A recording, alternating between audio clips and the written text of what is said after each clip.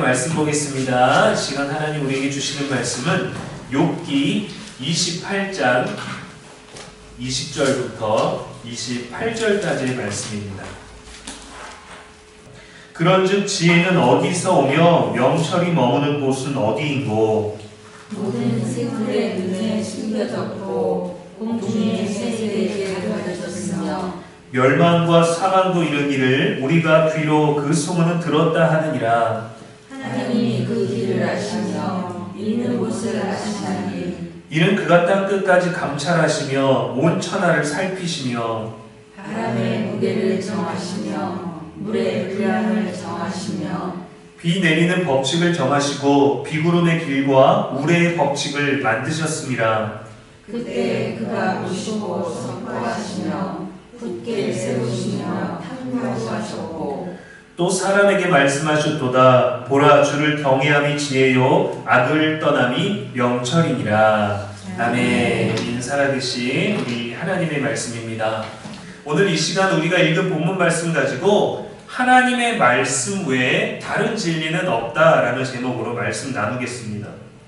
오늘 28장의 본문은 욥이 새 친구들을 향해서 계속적인 변론을 하고 있습니다.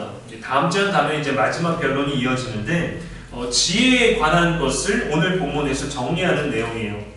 20절에 보면 지혜가 어디서 오며 명철이 머무는 곳은 어디인고라며 의문을 제시하고 23절에 가면 하나님만이 그 길을 아시고 있는 곳을 아신다라고 하나님의 거룩하고 전능하신 영역에 대해 말하고 있습니다. 지혜롭다라고 불리는 그러한 사람들이 모여서 지금 계속 논쟁을 하고 있지만 그들 안에서 지혜자들이 참 지혜를 찾지 못하고 있어요. 그리고 그거를 소유하고 있지도 못하다. 우리가 하나님께 받은 지혜라고 말할 수도 없을 만큼 그것을 가지고 있지 않다라는 그 한계를 대변해주고 있는 것 같습니다. 오직 하나님만이 지혜의 원천을 아시고 오직 하나님께만 그 지혜를 얻는 방법을 알 수 있다. 또 이 선포가 옳다라는 사실을 24절에서부터 욥이 설명하고 있어요. 하나님은 땅 끝까지 감찰하시고 또 바람의 무게를 정하시고 비 내리는 법칙을 정하시고 우레의 법칙을 만드셨다라고 하나님만의 유일한 전능하심을 계속해서 주장합니다. 그리고 참된 지혜는 하나님을 경외하는 것이고 악을 멀리하고 떠나는 것이 명철이다라고 28장의 결론을 딱 확실하게 내리고 있죠. 그 마지막에 그 결론을 도출하기 위해서 계속해서 이 많은 말들을 쏟아냈던 거예요. 이 한마디를 하기 위해서. 지혜를 얻기 위해서는 새로운 무언가를 필요로 하지 않는다라는 겁니다. 과거 구약시대 때부터 계속되어 오던 하나님과의 관계 속에서 하나님을 경외하는 게 지혜지 우리가 알고 있는 걸 말하는 것이 지혜가 아니다라는 것입니다. 인간이 계속 아무리 새로운 것을 발견하고 만들어낸다고 해도 지혜를 얻는 길은 오직 하나님을 경외하는 것 외에 다른 방법은 없고 그 방법 또한 변함이 없다라는 겁니다. 저는 공부를 잘 못했을까요? 아니면 많이 못했을까요? 저는 학창시절에 공부를 그렇게 잘하지 못했습니다. 저희 부모님도 공부에 대해서 강요를 하시지 않으셨어요. 참 너무도 감사했죠. 자기 의지가 있어서 공부를 해야 되는데 저희 누나는 책도 열심히 읽고 공부도 스스로 알아서 너무도 잘하고 예체능 쪽에서 이제 건반을 전공을 했었는데도 불구하고 대부분의 이과생들만큼 점수가 좋았어요. 저는 문과였습니다. 지식적인 정보에 가깝지 아니하고 정서적이고 감성적이고 추상적이고 이런 신비한 것들에 관심이 굉장히 많았죠. 원리나 논리, 어떤 과학에도 관심이 많기는 했지만 거기에 있는 어떤 공식들에는 관심이 없었어요. 그래서 저희 아버지가 부탁한 게 딱 하나 있습니다. 낙제 점수만 받지 마라. 이거 하나 있어요. 100점, 90점, 80점 평균 다 못 미쳐도 된다. 낙제만 받지 마라. 낙제 점수가 여러분 F가 60점이잖아요. 60점 밑에는 낙제입니다. 점수를 받아왔어도 그거는 어떤 점수를 받아온 게 아니에요. 근데 제가 딱 5학년 때 55점을 한번 받아온 적이 있었어요. 초등학교 5학년 때.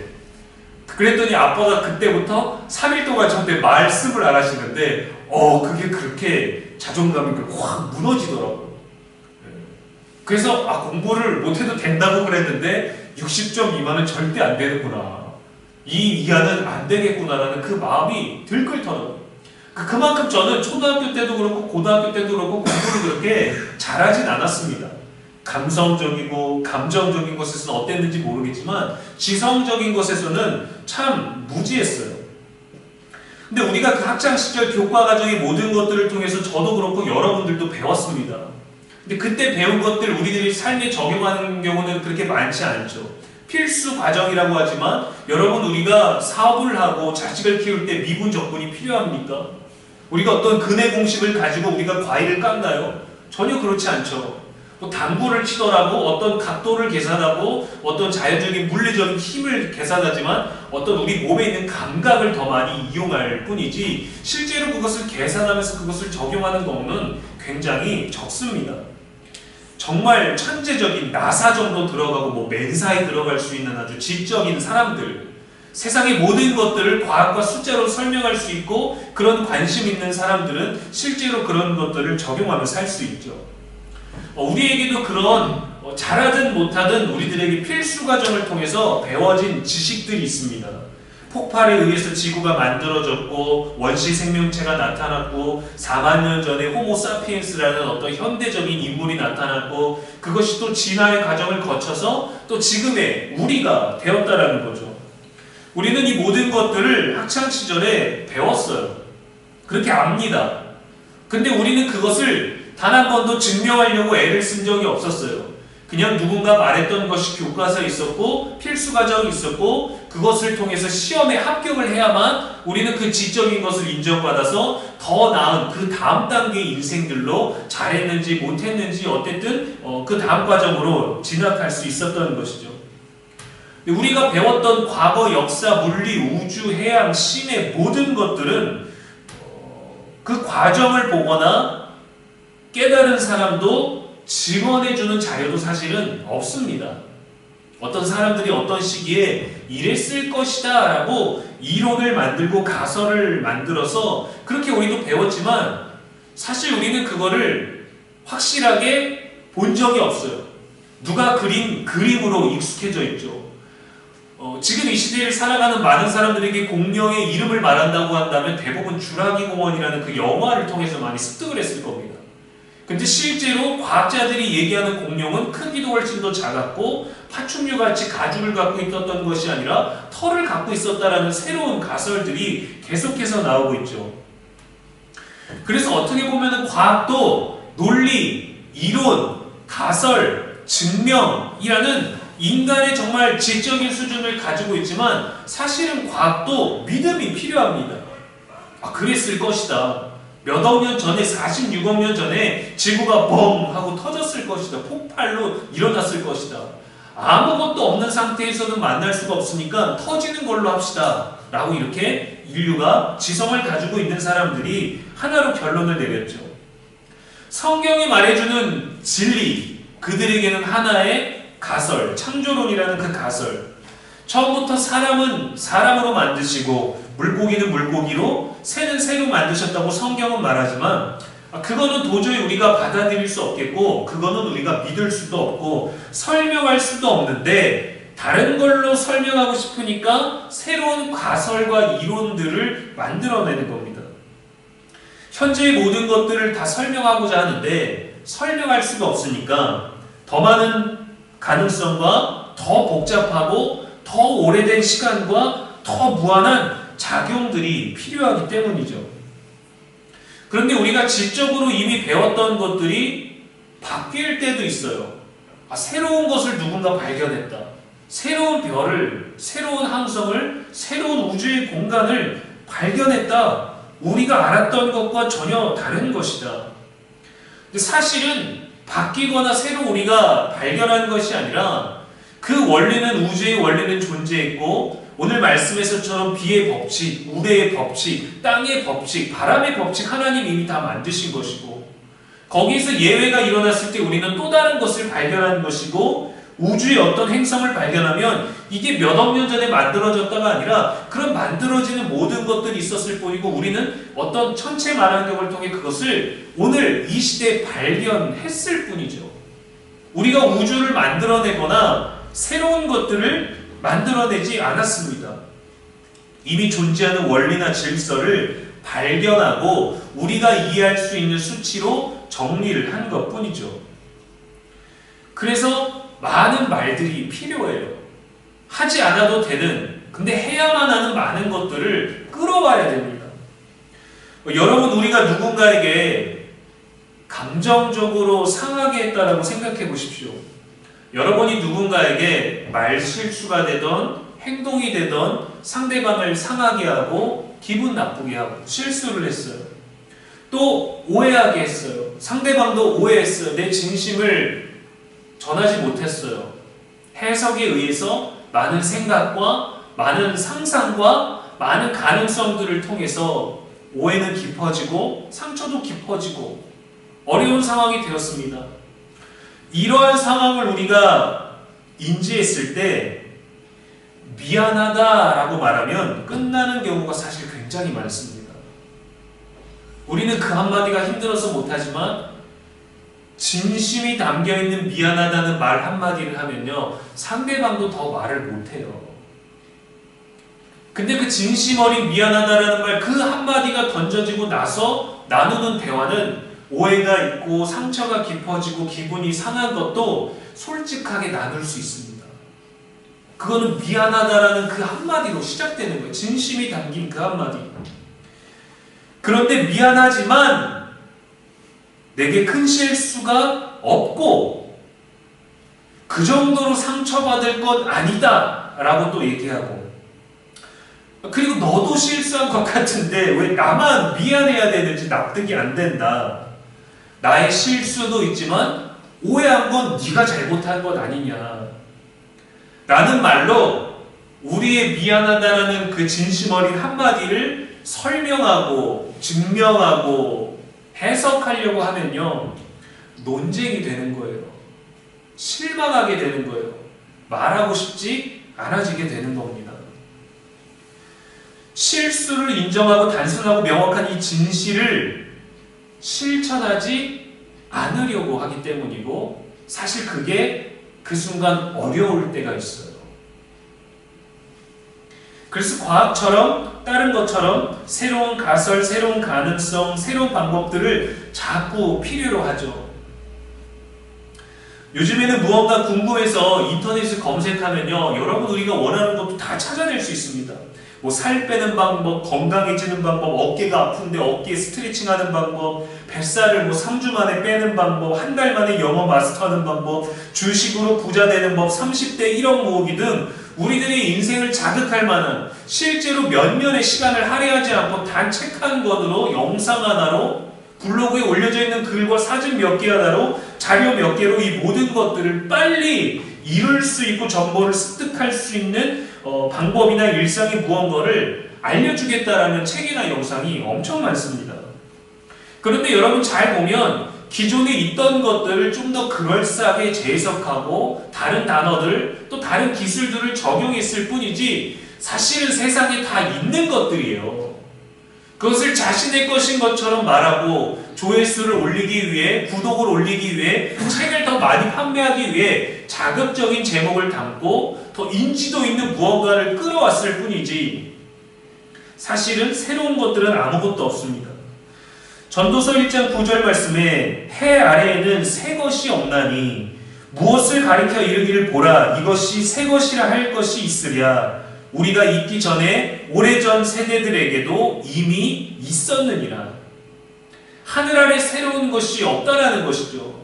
야 이거 새 거야, 이거 신상이야, 이거 한정판이야 라고 하지만 그냥 그거에다가 그렇게 이름 네이밍과 상징성을 줬을 뿐이지 새로운 건 없어요 여러분. 그래서 더 이상 새로운 게 안 나오니까 이제는 복고로 돌아가고 패션은 돌고 돈다라고 하고, 지금 우리가 킥보드, 전동 킥보드가 사고도 엄청 많고 사람들이 얼마나 많이 이용합니까? 법에 제지를 안 하고 사람들이 미성년자도 운전면허가 없는 사람들도 부모의 등록증, 부모의 카드로 마구 이용하니까 돈을 벌기 위해서 그것들이 막고 있지만 100년 전에도 이 전동 킥보드가 있었습니다, 여러분. 100년 전에도. 근데 사고가 너무 많이 나고 위험하고 관리가 안 되고 피해를 많이 주니까 100년 전에 없앤 거예요. 근데 그걸 우리는 100년 후에 다시 만들어서 지금 100년 전에 행했던 그 과거를 다시금 이건 새로운 거야. 이건 예쁜 거야. 이거는 QR코드도 있어. 이거는 헬멧 안 써도 돼. 안전해. 라고 하지만 얼마나 많은 사고들이 우리 가운데 일어나나요? 새로운 게 없어요. 이미 1930년대에도 우주선을 생각했었고 그때 이미 발견해서 나아갈 수 있는 방법들이 있었고 핸드폰, 사진을 찍을 수 있다. 멀리 떨어져 있는데 전화를 할 수 있다. 나르는 자동차가 있다. 접근하는 기술적인 측면이 다르고 적용하는 방법의 차이만 있을 뿐이지 공부나 사업, 운동이나 결혼생활, 교육이나 성공에 있어서 왕도란 없습니다. 성실, 열심, 정직이 왕도입니다, 여러분. 우리에게는 변함없는 믿음이 왕도죠. 우리가 다 아는 사실이에요. 다만 실천하고 유지하기가 어려울 뿐이죠. 새롭고 신기한 것을 발견하고 만들어내면 마치 그것이 진리인 듯 착각하지만 여러분, 이 세상에 하나님 말씀 외에 진리는 없습니다. 예수님께서 유일하신 구원자시고 예수님만 따르라고 하는 일이 진부하고 뻔한 것 같아도 그게 진리예요. 성경은 계속해서 하나님을 경외하는 것이 참된 진리라고 반복해서 말합니다. 여러분, 새롭기 때문에 진리가 아니라 변하지 않기 때문에 진리입니다. 변하지 않기 때문에. 제가 설교를 준비하면서 기록된 말씀에 대해 공부하고 다른 도서와 책과 주석들과 다양한 해외의 어떤 자료들을 통해서 해석과 적용과 접근은 다양할 수 있습니다. 그러나 제가 어떤 말들을 하더라도 결론은 예수 그리스도가 구원자이신 거고 하나님이 진리신 거고 그분을 경외하는 것이 참 지혜라는 것. 살아계신 하나님의 말씀이 우리가 지금도 읽고 있는 성경이고 예수님만이 유일한 우리들의 구세주가 되신다는 건요, 변함이 없어요. 바뀌지 않아요. 그런데 제가 어느 날 당찬 모습으로 나와서 또 굉장히 진지하고 심각하게 와가지고 여러분, 제가 오늘은 평생에 여러분들이 들어보지 못한 진리를 알려드리겠습니다. 라고 아주 그럴싸한 새로운 깨달음을 얻었다고 하면서 또 새롭게 발견한 구원자를 알려드리겠습니다. 라고 말을 한다면 제가 그동안 반복적이고 지루한 결론, 똑같은 결론만 내는 그러한 설교가 아니라 아주 신박하고 참신한 새로운 진리를 알려드리겠습니다. 라고 가르친다면 이단이에요. 이단입니다. 이단이 이단된 것은 하나님이 말씀하시지 않은, 예수님이 가르치시지 않은 사람이 만든 새로운 것을 가르치기 때문이에요. 어떤 신상, 그런 것에 얼마나 목매입니까? 남이 가지지 않은 것, 내가 이 세상에서, 우리 동네에서, 우리 학교에서 내가 제일 빨리 가진 신상, 남들 다 갖는 거지만 나중에 어차피 세일할 거 뻔히 알면서도 백화점 가서 나온 그 신상을 딱 가장 먼저 가져야만 인간은 만족한 욕구가 있잖아요. 무언가 새롭게 나왔을 때 그것을 먼저 써보고 그것을 사람들에게 알려주는, 그 정보를 제공하는 처음 된 그런 것들에 대한 희열을 사람들은 느끼지 않습니까?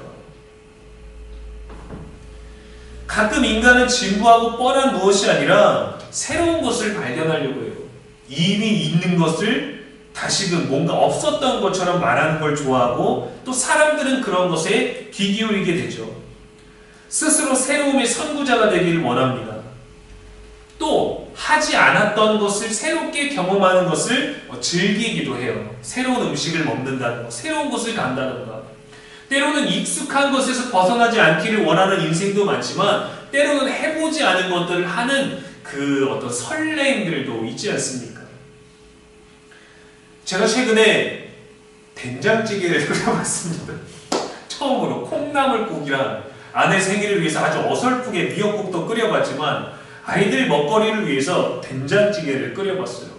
인터넷에 정보는 너무 많아요. 된장찌개 끓이는 법 하면 뭐 백종원 된장찌개, 누구 된장찌개, 칼칼한 된장찌개, 아유 된장찌개, 무슨 된장찌개 이름이 얼마나 많은지 한번 검색해도 나오는 것만 보고도 뭘 봐야 되는지 모르겠는 거예요. 어떤 걸 보고 해야 되나. 그래서 그냥 그래 내가 한번 해보자. 된장 꺼내고 양파, 감자, 버섯, 애호박 해갖고 막 했는데 잘 먹여야지 하는 마음에 건더기를 너무 많이 해서 국물이 없는 거예요.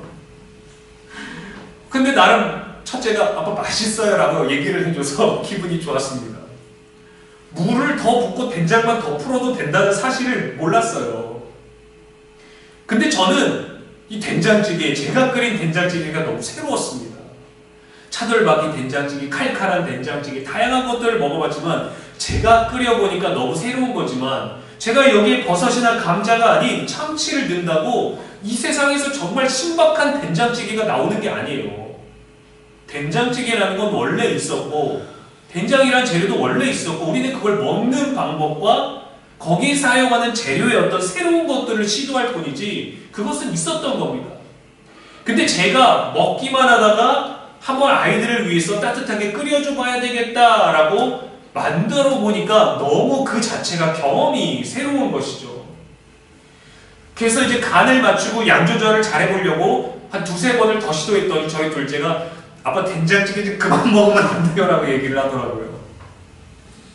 아빠가 다른 건 할 줄 몰라. 다 먹어본 그 맛입니다. 여러분 다이아몬드를 한번 생각해 보십시오. 땅에서 발굴한 다이아몬드는 튼튼하고 광채가 뛰어난 덩어리입니다. 발견했을 때 뭔가 빛나네, 뭔가 아름답네, 다른 돌과 다르게 투명하고 안에 뭔가 보석 같은 단단함도 있네요. 근데 이걸 가공하고 나니까 정말 아름다운 값비싼 보석이 되는 거예요. 근데 이거를 공구로 사용하면 강한 절단 기계가 되고 밥통에 코팅을 하면 요리와 세척이 쉽도록 기능을 합니다. 다이아몬드를 사용할 수 있는 용도를 새롭게 개척할 수는 있지만 다이아몬드의 성질을 바꾸거나 그 속성을 바꿀 수는 없어요. 하나님이 만드신 그대로입니다. 하나님이 만드신 그대로예요. 이미 존재했던 것을 우리는 응용할 뿐이죠. 발견할 뿐이죠. 먼 우주의 별을 발견했어도 그냥 우리가 최신 기계로 최근에 발견했을 뿐이지 원래 있었던 것이에요. 언제 생겼는지 어떻게 만들어졌는지 우리가 그걸 보고 그 신호가 돌아오기까지 얼마나 시간이 걸리니까 어떤 크기가 되는지 측량할 수 있을 뿐이지 결코 우리는 그 몇만 광년 되고 몇억 광년이 되는 곳을 갈 수 없습니다. 지금은 우리가 우주를 새롭게 만든 것이 아니에요. 그래서 여러분 성경 말씀은 말씀으로 풀어야 됩니다. 우리 삶에 적용되고 있는 그 말씀, 우리 삶에 들려지는 그 말씀을 우리가 막 새로운 것들을 찾는다가 아니라 말씀 안에서 우리의 삶과 그 말씀을 해석할 수 있어야 돼요. 진리이기 때문입니다. 여러분 구약에 등장하는 소선지서인 요나서와 나훔서에 보면요 고대 아수르 제국인 니느웨에 대한 이야기와 예언입니다. 사람들은 이 이야기를 허구라고 했어요. 요나가 니느웨라는 곳에 가서 큰 성읍에 가서 외쳤다고? 그들이 회개했다고? 그런 게 있다고? 말도 안 돼. 근데 또 나훔서에서 또 나오는 거예요, 예언이. 아수르야, 너희는 피의 성이여, 너희는 망할 것이다. 너희 강포와 너희들에게 돌아갈 것이다. 그래, 망했어. 근데 어쩌라고? 우리 인류 가운데 니느웨가 어디 있어? 성경은 허구일 뿐이야. 우리가 지금까지 믿어왔고 신뢰해왔고 그것으로부터 우리가 진리를 찾길 간구했지만 이거는 다 허구였어. 가짜야. 많은 신자들이 회의적이 되었고 많은 지식인들이 신앙을 떠났습니다. 도저히 인류의 삶의 현장에서 그 말씀의 흔적을 발견할 수 없기 때문이죠. 그런데 1847년에 영국의 학자 레이어드가 2년의 과정에 거쳐서 니느웨의 흔적을 발견했어요. 이것이 무엇일까? 성경에서 말한 니느웨가 바로 이것이다. 그래서 고대 메소포타미아의 문명을 발견이 됐었죠. 전설의 도시를 발견한 거예요. 어떻게 니느웨라는 거대한 도시가 물에 잠기고 망하게 된 사실을 인간이 어떻게 알 수 있었을까요? 요나의 심판의 메시지가 선포되고 니느웨가 회개했습니다. 성경에 그렇게 기록되었죠. 하나님이 그들에게 내리려고 하시지 그 심판을 내리지 않으셨습니다. 그리고 100년이 지난 다음에 나훔 선지자가 예언을 한 거예요. 피의 성이여 망할 것이다. 나훔서 1장 14절에 나 여호와가 내게 대하여 명령하였나니 내 이름이 다시는 전파되지 않을 것이나. 나훔서 2장 6절에 강들의 수문이 열리고 왕궁이 소멸되며. 그래서 모든 진흙이 그 토성으로 인해 무너진 걸 발견했죠.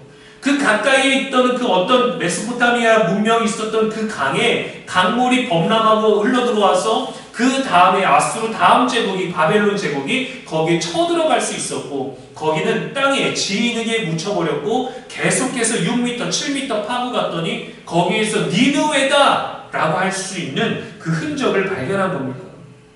하나님의 선지자가 선포한 여호와의 이름으로 선포된 그 말씀을 통해 말씀이 증명된 거예요. 문명의 흔적을 발견함보다 성경의 기록이 사실이다라는 것에 사람들은 더 놀라워했죠. 이러한 자료들을 봤을 때 저는 얼마나 가슴이 뜨거워지는지 몰라요. 내가 헛것을 전하는 건가? 때로 그런 생각이 들기도 하거든요. 나도 천국에 안 가봤는데 어떻게 내가 천국을 말할 수 있을까? 나는 하나님이 내 등에 날개를 달아주셔서 내가 어떤 놀라운 체험을 하고 천사들을 실제로 만나서 야 너는 이제 뭐 몇 년 뒤에 뭘 하게 될 거야, 너희 교회에 어떤 일이 나타날 거야 라는 그런 경험들 한 번도 하지 못했는데 어떻게 내가 그런 것들을 전할 수 있을까? 말씀이 진리이기 때문입니다. 저는 천국에 안 가봤어요.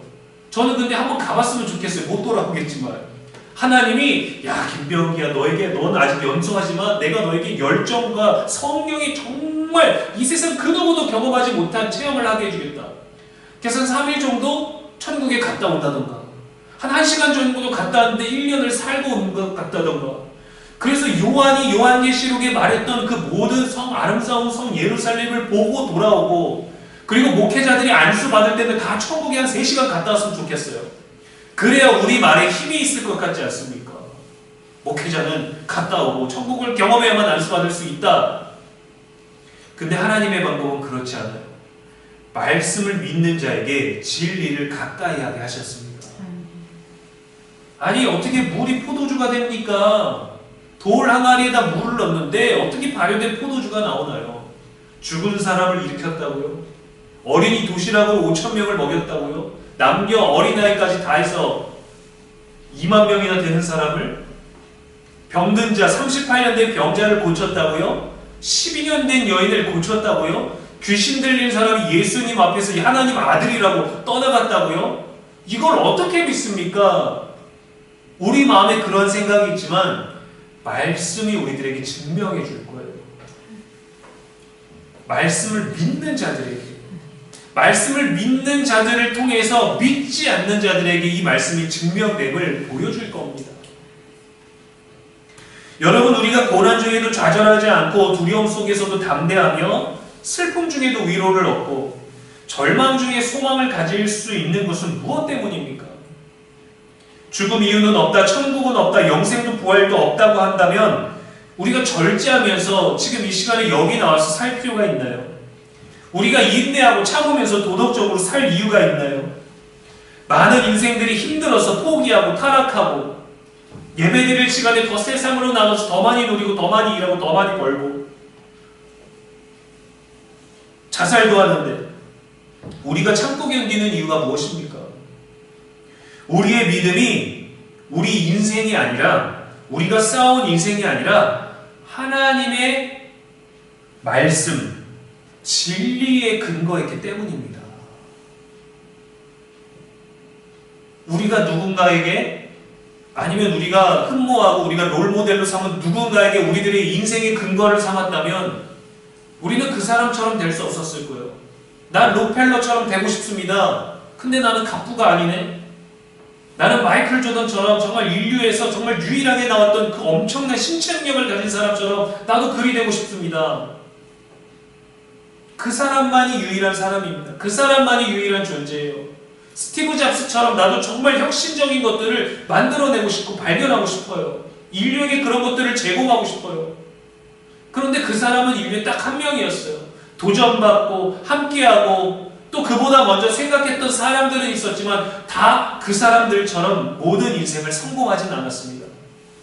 그러나 하나님이 말씀하시기를 성공하는 인생은 하나님을 경외하는 것이다 라고 말씀의 그 근거를 둔 인생을 말씀해 줍니다. 지금 욥은 자신이 알고 있는 하나님을 보다 더 깊이 마주하고 있습니다. 진리에 가까워지고 있어요.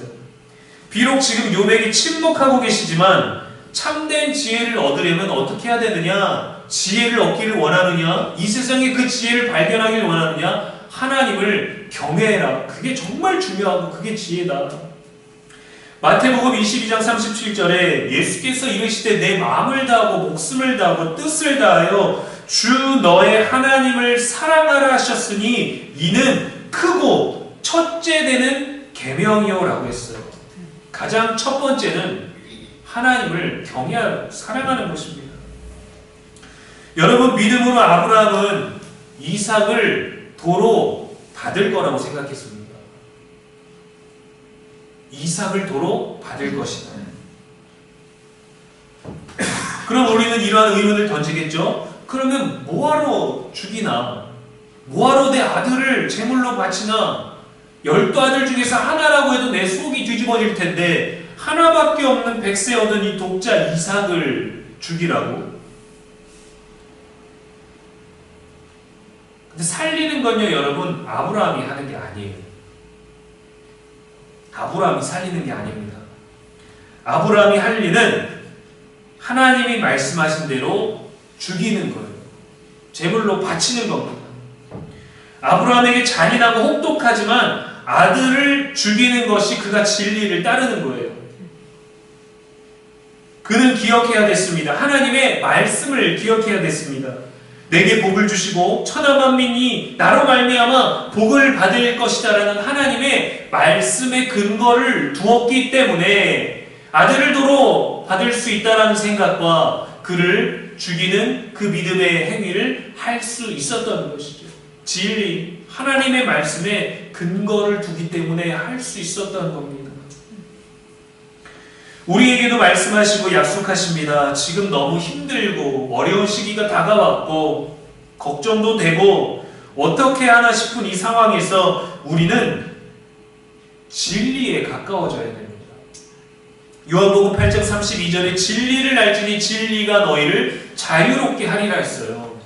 우리를 자유롭게 하는 건요, 지금 앞에 있는 문제를 해결했기 때문이 아닙니다. 이 문제만 해결됐을 뿐이에요. 돈이 없어서 가난하게 살아서 부자가 되면 괜찮을까? 아닙니다. 부자가 되면 이 돈을 어떻게 써야 되는지, 너무 많은 부자가 되면 이 너무 많은 재산을 빼앗기지 않고 사기당하지 않고 잃어버리지 않고 어떻게 내가 정말 잘 쓸 수 있을까? 또 다른 고민은 우리들의 인생 가운데 원하든 원하지 않든 오게 되는 겁니다. 정말 우리를 자유롭게 하는 건 진리고 그 진리는 바로 하나님의 말씀이에요.